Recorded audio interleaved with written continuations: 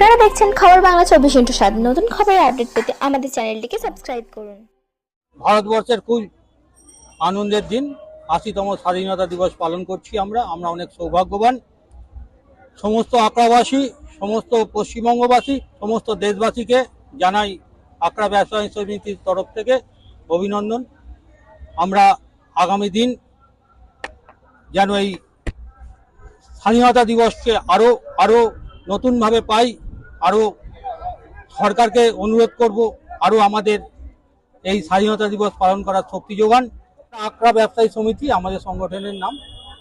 আমাদের আজকে ৮০তম স্বাধীনতা দিবসে আমাদের কিছু প্রোগ্রাম আমরা নিয়েছিলাম, যেমন বৃক্ষরোপণ, বৃক্ষ চারা দান, প্লাস্টিক বর্জন করার জন্য আমরা কিছু ব্যাগ সমস্ত দোকানদারের কাছে পৌঁছিয়েছি। এছাড়াও আজকে আমাদের মহেশতলা থানার আইসি, এটা আমাদের চিরাচরিতভাবে ওনারাই করেন, যিনি মহেশতলা থানার আইসি থাকেন উনি পতাকা উত্তোলন করেন আকড়া ব্যবসায়ী সমিতির, উনি এসেছিলেন এবং তাতে আমরা আপ্লুত। আমরা অন্য কোনো কাজে যেটাকে বলবো আমরা সবসময় উন্নয়নমূলক কিছু কাজ করতে চাই, যেরকম হচ্ছে বৃক্ষদান, বৃক্ষরোপণ, প্লাস্টিক বর্জন।